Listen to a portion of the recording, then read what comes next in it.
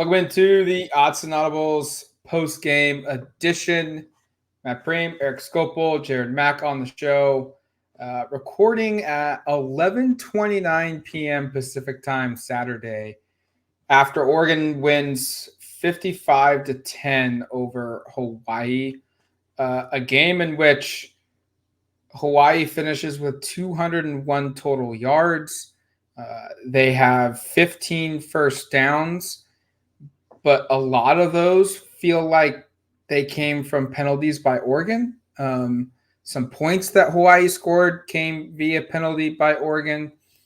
A game in which 3 Oregon quarterbacks once again get on the football field. Oregon was leading 24-0 after the first quarter, 34-3 at halftime. This game was never close. Nope. It was not really competitive at all. I was looking at some stats here. Hawaii 201 total yards of offense, and you look at their drives. The last 2 drives of the game that they had, 62 and 75 yards. Yeah. This game was just absolutely one-sided, and that's what it should be and what we would hope to see. And really, there's only one issue that came out of this, and Dan Lanning was very adamant, and that was penalties yet again reared its ugly head for the Ducks. Can we talk positive maybe for a second first and then go into the penalties? Yes. Do you want to absolutely. Just, Sure. Dan certainly didn't, by the way. I think I looked at the recorder. It was 17 very seconds. Clear. 17 seconds from when he sat down at the podium to when he first brought up penalties. But this surpassed my expectations for what I thought. I mean, the score is kind of close. I had 59-17, I think, and it was 55-10. Mm-hmm. But it wasn't even that close. They scored at the very, very end of the game. Their final drive was their only touchdown drive. As Matt just said, 137 of their 201 yards happened on their last 2 drives when frankly it was like true freshmen and walk-ons and third-string players who aren't going to play very much in meaningful snaps otherwise. This was a really impressive start to finish win. Thought the offense looked really good. Thought the defense looked really good. Hawaii, we talked all week about the explosive pass attack. Well, Braden Shager, that strong arm we all talked about, didn't really materialize. He averaged 3 yards per pass attempt, 131 yards passing. I mean, he threw it 43 times and only for 131 yards. Oregon's defense and their secondary, there was a lot of credit. That was the question coming in. I think both Jared and I were like, don't be surprised if Hawaii beats them for a 50-yard touchdown or gets over the top. Longest completion of the day was 15 yards. All of that is awesome. Offensively, I mean, Nix was pretty darn good. Ty looked good when he came in. Just about any player who touched the football for Oregon seemed to make something happen. So, I come away, aside from, as Matt said, the very clear thing that Dan wanted to talk about, really encouraged basically in every facet of the game. I thought they ran it well. They passed it well. Defensively, they stopped the run. They stopped the pass. They got off the field, I think, on third downs. I don't actually haven't pulled that up. 2 for 14 for Hawaii. Yeah. That'll work. Special teams, maybe there were a couple of iffy sequences on punt returns, but Tez was able to corral them. Ross James is averaging 51 yards on 2 punts. Not a lot of things to really gripe about besides the big thing that we'll get to in a moment here. Yeah, no, not a lot of things to gripe about at all. I was really impressed with the defense overall. I think my original score prediction was 56-24. I saw some people maybe on social media and maybe on our message board, comparing this to Portland State and Hawaii is no better than Portland State. No, Hawaii is a lot better than Portland State. That's ridiculous. A lot better than Portland State. That was just honestly how good Oregon was defensively. Yep. And then on offense, they just had no problems. The difference between the two, Oregon settled for 2 field goals. Portland State was never going to have Oregon settle for 2 field goals unless Dan decided to kick it on second down or whatever.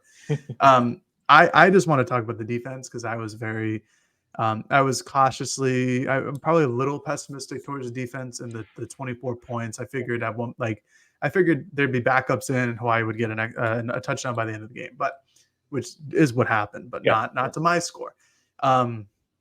Look, they were really good. I was really worried about Hawaii's ability to go over the top. They're, 18.8% of all of Hawaii's passes this year have been down the field. Their average depth of target on those throws is 30 yards. So they're taking deep shots. And Shager proved he had a big arm. Like, he overthrew a couple guys. But regardless, Kyrie Jackson, Jaleel Florence, I thought the communications in the secondary was really good. Tyshim Johnson was more towards the line of scrimmage in most of his plays, but there wasn't a lot of opportunities for a Hawaii player to A, catch the ball, and then B, break away. There were multiple hats to the ball, and that was something that I was looking forward in this season to see if that would happen. If there's the speed of Oregon's defense and the incoming guys that they brought and the development under the coaching staff to see if they're fast enough to get multiple hats to the ball in an offense like this. It happened some at Tech, specifically during the second half, but today was the culmination of all of those things. And I was really impressed with Jaleel Florence and his, I don't really know if he had any stats today. It doesn't look like it off the top of my head, or looking at the score sheet again. He had one tackle. But he had a tackle, but that does not do justice of what he did out there on the field today. I thought he played great. Kyrie Jackson obviously gets the interception on a tip ball. And most importantly, like the pass rush got home. I know there's only 2 sacks, and that may be kind of disappointing considering they got a couple more sacks against Texas Tech, but Hawaii was very quick to throw it. And they were quick to throw it because somebody was breaking free on the interior on the offensive line basically every single play, whether it's Casey Rogers or Popo, who did get a sack, or Keon Ware-Hudson, Taki Taimani, or Brandon Dorless when he was lined up inside. Like, there were a lot of quarterback pressures. And I was really pleased with how the defensive line played. They finished with 7 tackles for loss. Some of that was from the linebackers, but overall the pass rush was great. I thought that Oregon's defense was very impressive today. I was not expecting a performance like this. I already wrote about it on duckterritory.com.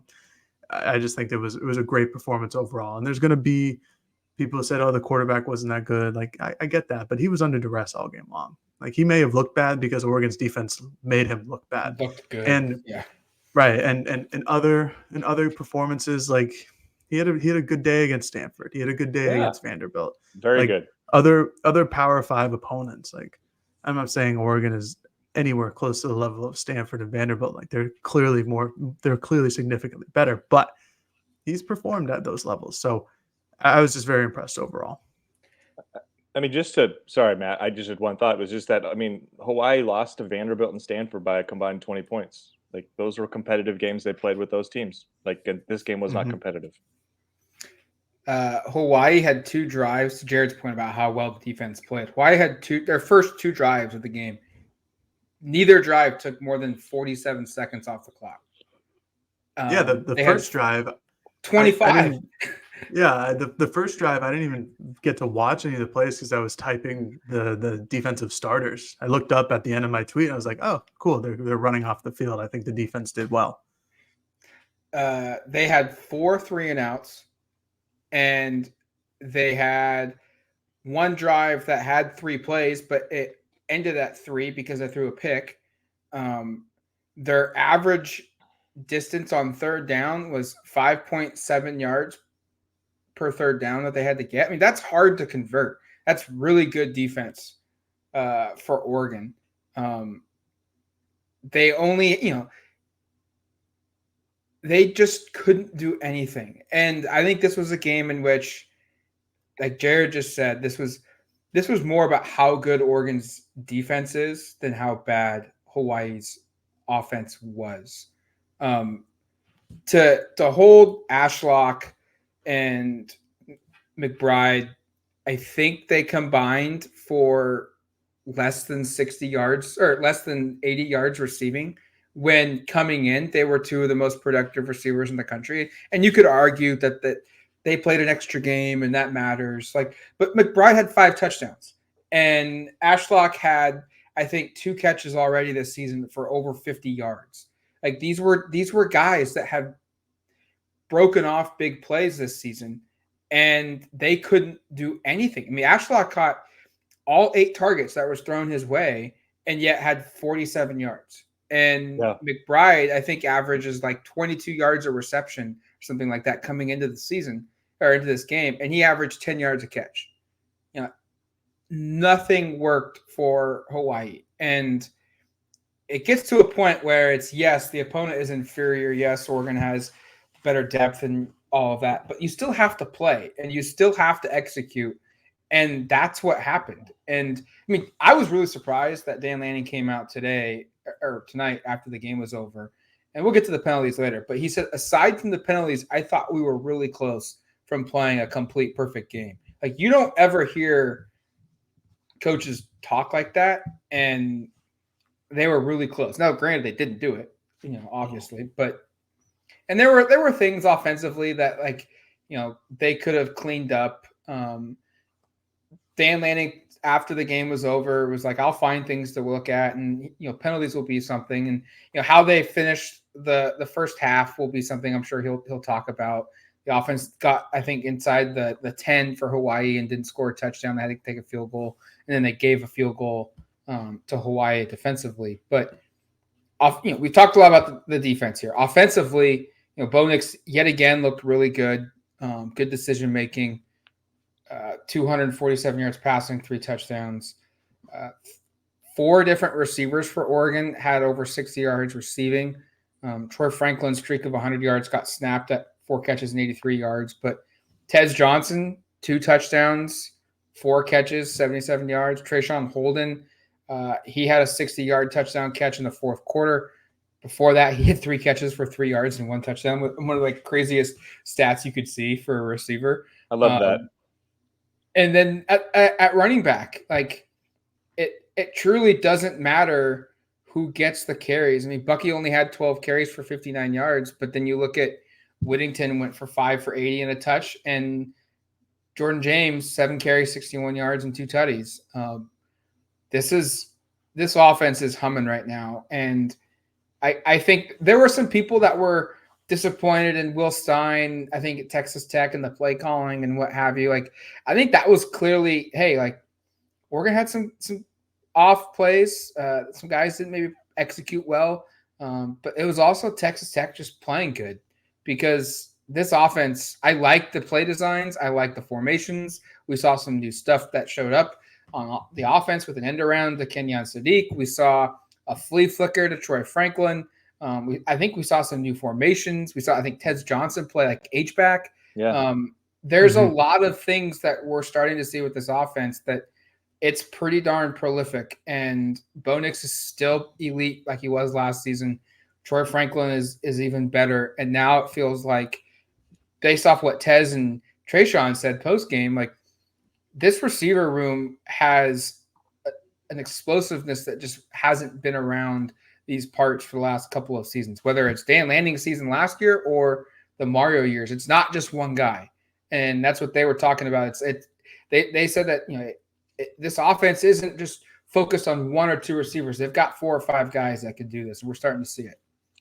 The depth of skill position talent was really on display. Like, and as I brought up slightly earlier, but Matt just did a really good job of illustrating with all the names of, like, almost didn't matter who touched the ball for Oregon, something good was going to happen. Like, it's a crazy game where Bucky Irving was your least productive running back, and yet you still ran for over 200 yards.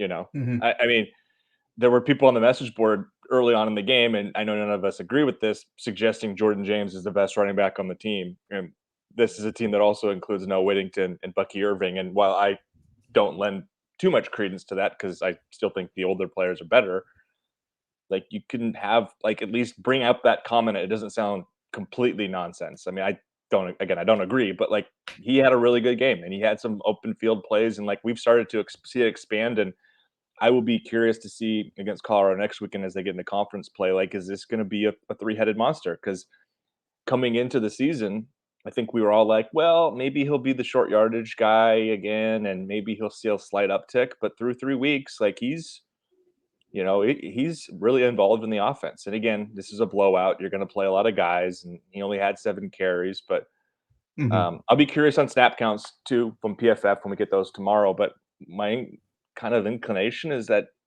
he probably wasn't that far behind the other two in snap counts. They played him quite a bit, and when he was out there, he averaged 9 yards per carry on the ground, and I don't think he had a reception. Doesn't look like, but like he was very productive, and again, clearly has a nose for the end zone. So, and that's just the running backs. You know, Matt ran through the receivers. The tight ends weren't really utilized like maybe some had expected. I know Jared was thinking it would be a big Ferguson day that didn't materialize, but like I thought there was some fun creativity back to Will Stein with how they used them in terms of different formations, in terms of how they use them as lead blockers on certain screen passes that worked a couple times. Like there's just a lot, like there's a lot of different nuances offensively that to me came together that I really liked. And this is the type of game where you hope to see that, you know, frankly, because Hawaii is just an overmatched opponent. I don't think Oregon threw the whole kitchen sink at them. They better not have.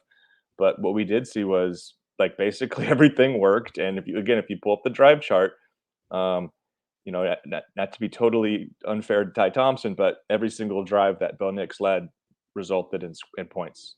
Couple field goals there that I'm sure they'd like to correct, but Bo Nix at home so far this season has yet to have a drive end in a punt. I'm pretty sure. First game, I think it was 9 straight touchdowns. This game, what is that? Texas Tech. I said at home. At home. Oh, okay. Sorry. Yeah, but yeah, I mean, I just think the offense looked great, and there wasn't a part of it that really was frustrating besides the penalty part, which I don't know. Have we said enough positive? I just want to make sure we covered the positive before we go into some negative.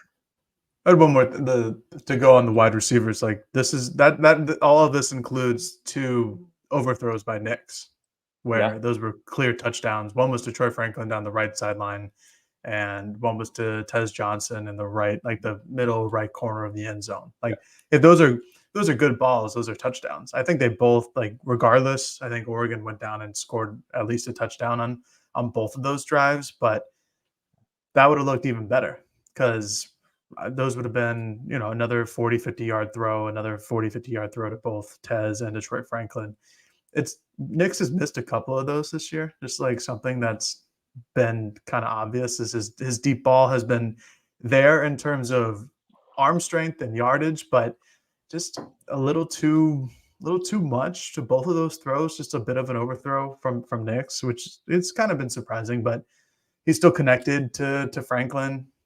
He's still connected to Tez Johnson. Like it's not like it's a cause for concern. I mean, the guy completed 78% of his passes. Like he's fine, but the people who care about Nix's like average depth of target are going to be, you know, those passes would have increased it. It would have helped him look better and maybe like raised his draft stock. But still, the offense was great. I was pleasantly surprised by all the new little things. Wish Terrence Ferguson had a better day at the office, but he still performed well. It's not like he was bad or anything like that, but it was just nice to see like Trayshawn Holden with his touchdown pass from Ty Thompson. Like that was great to see, I think, because frankly, I didn't know he had that type of speed.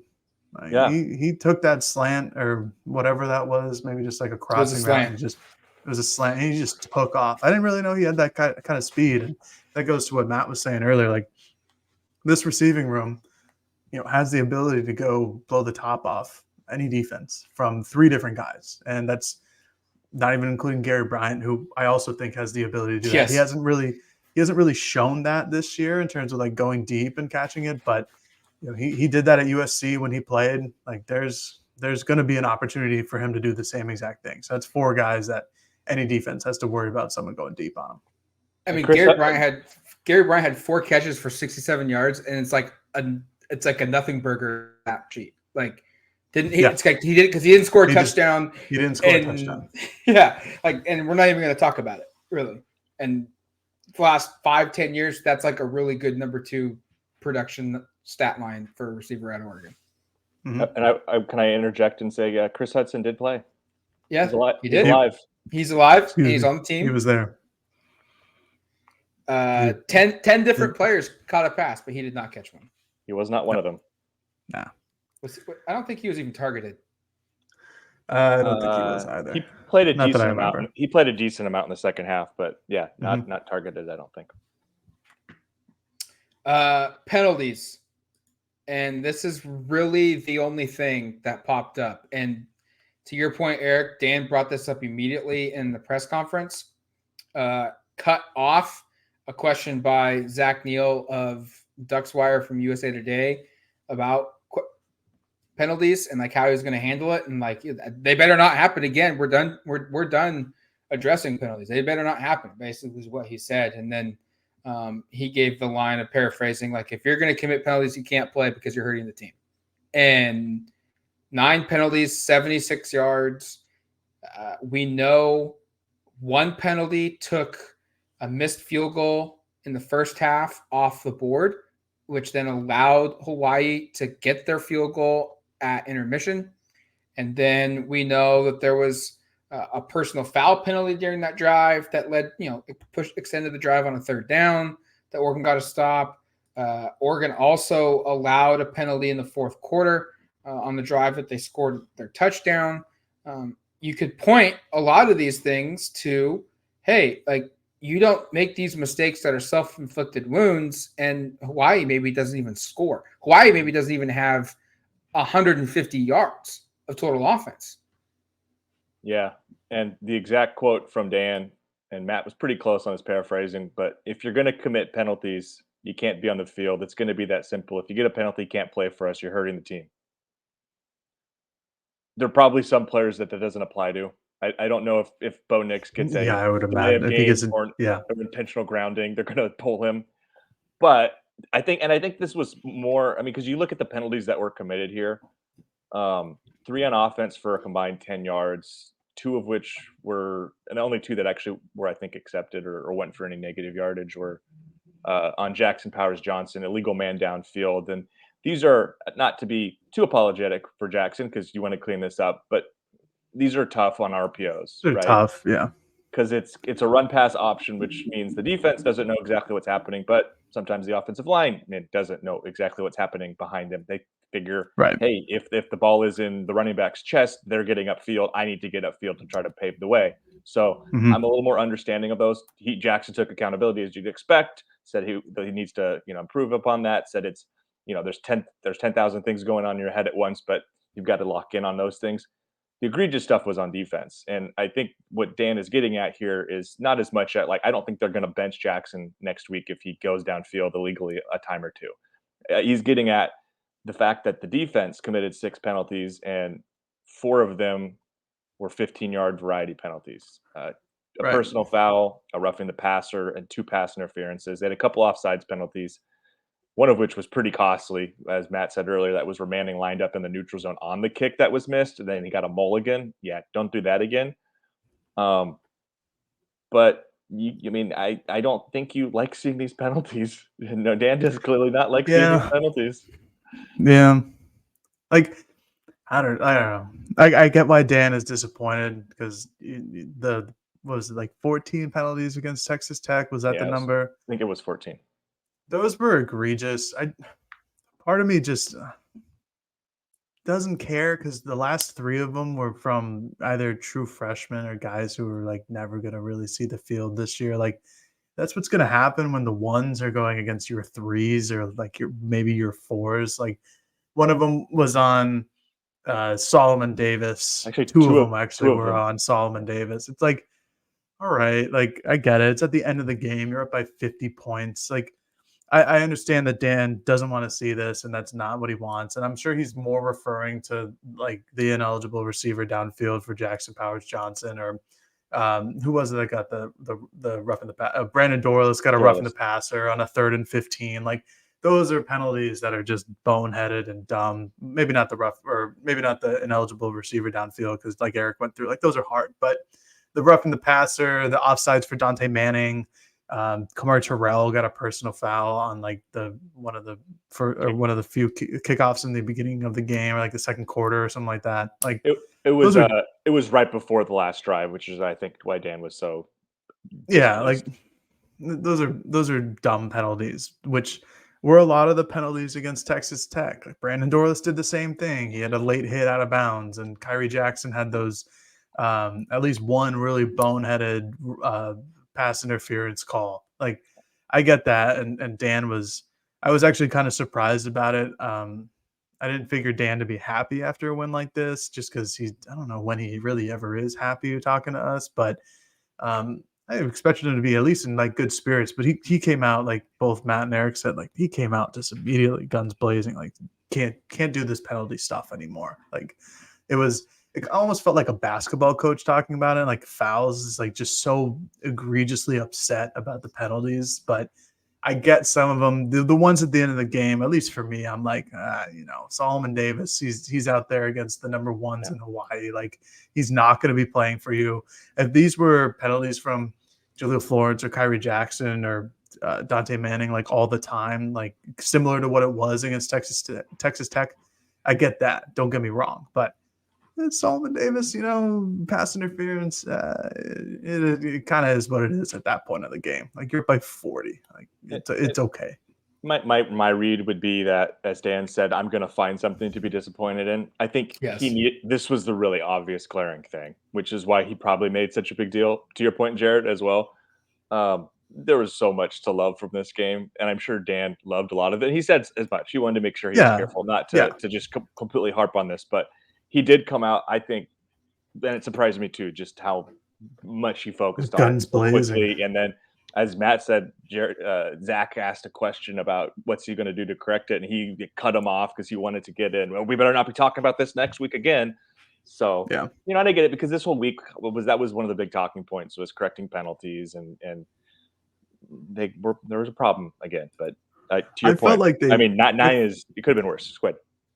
Yeah, no, I felt like they corrected the penalties. Like, none of these were egregious. That was the problem against Texas Tech. It's like these were the Josh Connerly false starts, which may have happened because of like the stints by Texas Tech, whatever. Those are still bad penalties. Those take you from first and goal at the 6 to first and goal at the 16, or however big the penalty is. Like, to me, I just felt like the egregious penalties were by the wayside, except for the Dante Manning offsides and the Brandon Dorless roughing the passer. But still, Dan's right. Like, you can get rid of those. Those are 20 yards of penalties that you can get rid of. And I'm okay with Brandon Dorless hitting somebody. Like, he doesn't get enough like sacks or tackles for loss in his statistics. So I feel like he's at points he can probably get a little annoyed and just want to hit something. So I get it. Yeah, another game where Dorless has just one total tackle, and it does absolutely nothing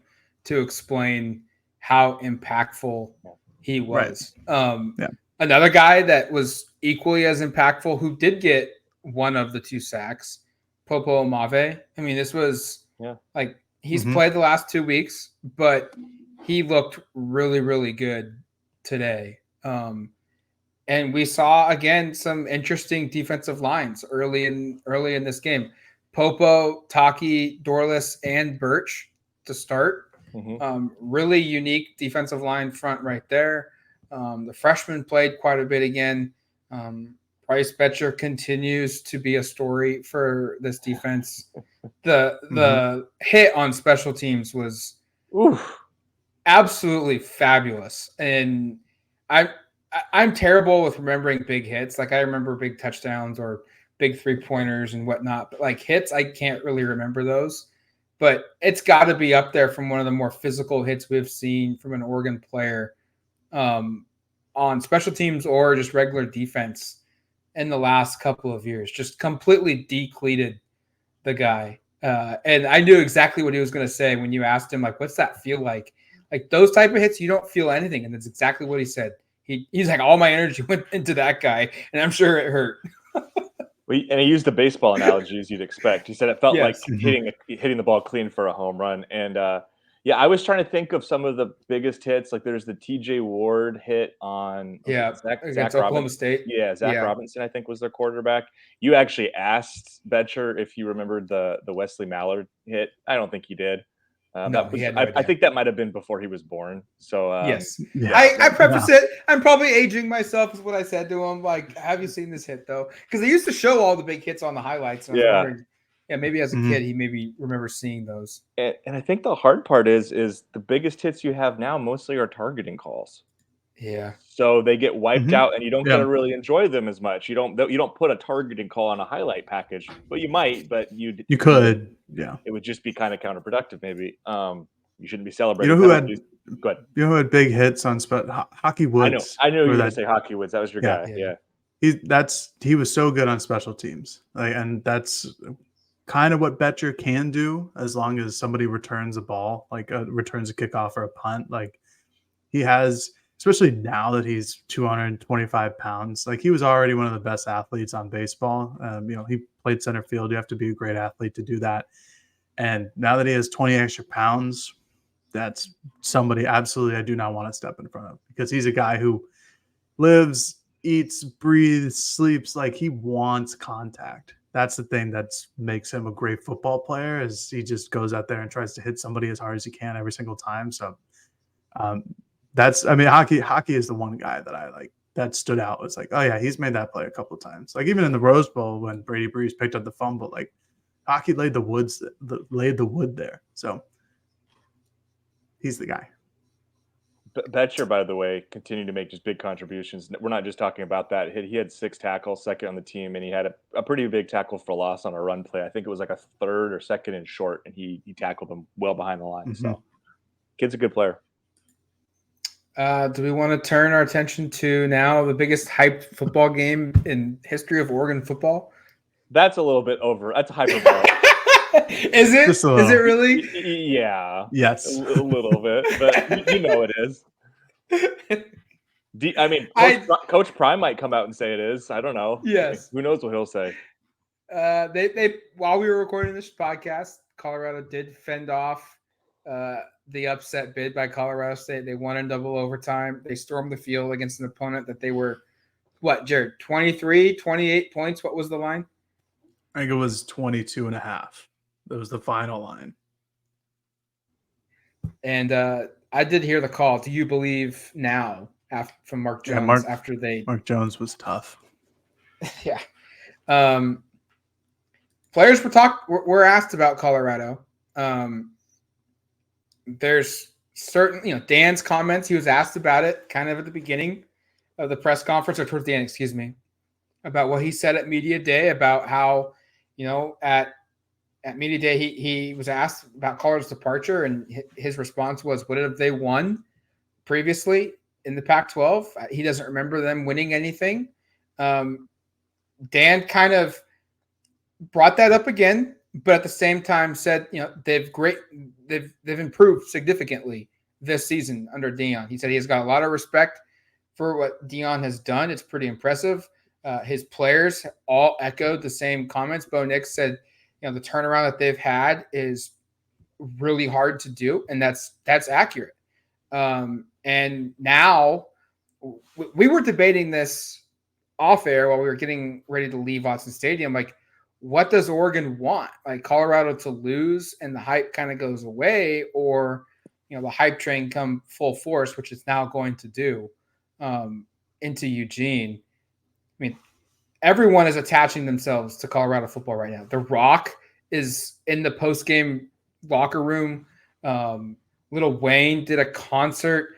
Kawhi Leonard was on field level for this game tonight in Colorado. Like, everybody is attaching themselves to this Colorado football program. And it's crazy to think, like, a Colorado-Oregon football game in September is absolutely going to be bonkers, and that never would have computed in my head 3 months ago. Yeah, because Dan's not wrong about his comments. Colorado has 100%. That was an accurate statement, and I think even diehard Colorado fans who've been Colorado fans for a long time know that Dan's not wrong. Colorado has had one good year basically in the Pac-12 where they played for the conference championship, and around it is a bunch of 1 and 2, 3, 4 win conference seasons. But this year's very different, and I'm excited that it's different. I'm excited that there's going to be a lot more attention played on this game, because it's been a series that's just been kind of a very ho-hum, and for good reason. Oregon has been near the top of the conference standings for basically the entirety of Colorado's stint in the conference. Ironically, the year that they weren't was, I think, the year where Colorado was quite good.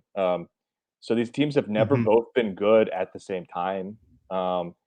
and it's going to be really interesting to see how this plays out. And there will be a media circus. There will be a lot of the national attention. I mean, the three of us have, and everybody who's been following college football have seen how much Colorado is talked about, and Matt just played it out. Like, there's a lot of people attaching themselves to this program and that are very, I think, you know, enjoy what Prime. It's weird to call him Prime, but that's what he's referring to himself by. Dion. It's, I mean, it's impressive though. I mean, I think the fact that they're 3-0 and that they've won 2 games over Power 5 competition. As the week goes on, we can talk more about like how good is TCU, how good is Nebraska. Regardless, they're a team that has a lot of talent, and they're going to come in here motivated because there's probably going to be a sense that they have more to prove. I mean, this game today, Mhm. they were a 3-score favorites, and it took overtime, and it took, frankly, a really, really impressive drive with just over 2 minutes to go in regulation, where they had to go like 97 yards, score, and get the 2-point conversion just to force overtime. Like, Mhm. that's a game they probably shouldn't have won. And they're going to be very much motivated coming out of that. And I'll be very curious to see what the atmosphere is like. I'll be curious to see. Colorado historically just doesn't travel. Like, it'll be hundreds of fans at most at an Oregon game. How many Colorado fans are we going to see there? I'm sure it'll be more than we've seen in the past. Right. And to Matt's point, like, there's just going to be a lot of conversation about it. And I'm sure those comments by Dan will be rehashed all week. It'll be All talked about, 100%. and it'll be Yep. twisted and turned into something that's not. And Dion can, I don't know if he will or not, but there's an opportunity for him to make that about something it's not and motivate his team. And he probably should do that in terms of trying to find a way to motivate his team. But those comments at Media Day from Dan at the time struck me as a little bit odd, not totally out of character. And with the way this has gone out, it's just going to be a big point nationally. They're going to play that clip over and over again throughout the week. Yeah. Yeah, they sure are. And for better or worse, like, I'm excited for the game. Obviously, I think it's going to be a good one nonetheless. Like, we'll get into this week. We'll get into how good we think or don't think Colorado is. They are 3-0. This is going to be a ranked matchup. It'll probably be a top, I don't know. Colorado probably moves up a couple spots depending on, I haven't checked the board. It's for sure myself. top 20. It's for sure top 20. Like, they're not going to drop. Like, Oregon may move up, they may not, but it's going to be a ranked matchup. First one of the season for Oregon, second one of the season for Colorado. I think TCU was ranked at the time that they played them. There's no early line on Caesar Sportsbook yet, but I did see one on FanDuel earlier that was like minus 14 Oregon favored, which sounds about right. The Dan Colorado comments, it's just going to be interesting because Dion wasn't even, he's been in Colorado for the handful of months. Like, it's not like he can really, I know he'll support the program because that's what he's supposed to do, just like Dan did last season in his first year at Oregon. So it all makes sense. But like, to your guys' point, like, that's just going to be played over and over again. I think the thing that I'm most excited about right now, who's going to show up? Because people come out in droves for Deion Sanders. Like, I'm not talking fans, I'm talking celebrities. Like, Michael Irvin was there last week against Nebraska. Like Matt mentioned, Lil Wayne was there. I was most impressed with getting Kawhi out of the house. Like, I haven't seen him do something public in years, so that was crazy. And then the Nike connection. Like, now this is Colorado's a Nike school. Deion signed with Nike again. They brought back his Deion sneakers and his cleats. Like, who's going to show up for this game? Because I remember I was listening to the Ryan Russillo podcast, and Albert Breer was on, and he's a guy who works at NFL.com, and they talked about Deion and like potentially him going to the NFL, which may or may not happen one day. Who knows? But Breer was basically saying, like, when he interviewed all of these great athletes in the NFL, former NFL guys, they all said, like, hey, tell Deion I said hello, or tell Deion I said what's up. Like, he had that kind of pull for everybody in the NFL, and he has that kind of pull, and that's why people are talking about it in the media so much, and it's going to be the talk of the town.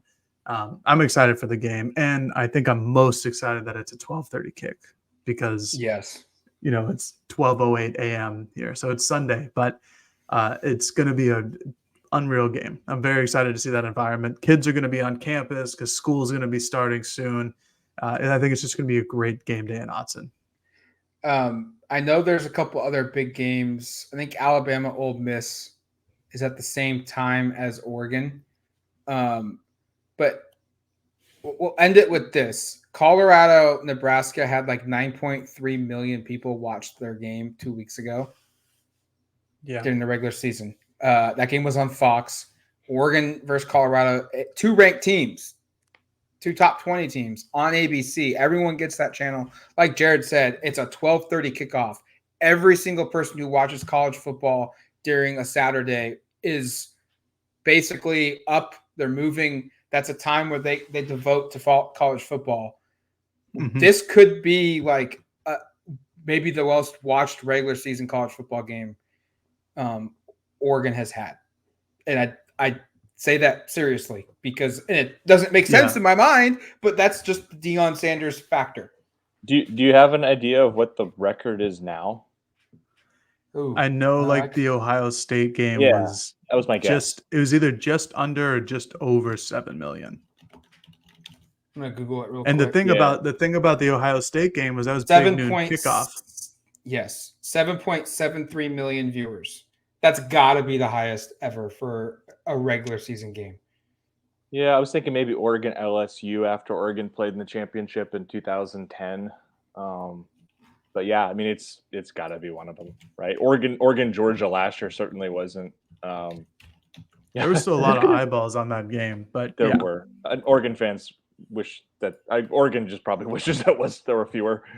Yes, from that one. Yeah, man, you're probably not wrong. I mean, they do have a little competition when Alabama's on one of the other networks playing at the same time, but it's gonna be a lot of attention. Ooh, did I say 7.73? You did. Yes. Where did that go? I just missed it. This says the September 3rd matchup between Oregon and LSU on ABC, the most viewed and highest rated program of the day, averaged 7.751. Good call, Eric. Barely by a smidge. There you go. Yeah. Because I was just trying to think of other marquee games when both teams were ranked pretty high. Because Oregon, LSU, I think both teams were top 5 in the poll that year. But and this is why I said this was crazy, and I wanted to bring it up, is we're talking Oregon, Georgia. We're talking Oregon, Ohio State. And we're talking Oregon, LSU. And we're saying Oregon and Colorado may beat that, which just doesn't make any sense in my head. But that's why I'm excited for this week. I hope you guys are too. Go to duckterritory.com for coverage leading up to Saturday's 12:30 kick. We are going to effort to get Adam Munstertiger on from Buff Stampede. I want to talk to Adam. He'll be on. He has had like a completely 180 of a career path from the teams he was covering this time last year till now. And he deserves it. B, I can't wait to just get his feedback of just how crazy things have changed in a year's time. We'll have our mailbag on Monday. We'll have our game picks on Thursday. And then we'll have our Tuesday show that we do after Dan Lanning's press conference Monday night and player interviews Tuesday. That's going to do it for us here on the Autzen Audibles Podcast. Thank you for listening. Talk to you later, folks. Peace.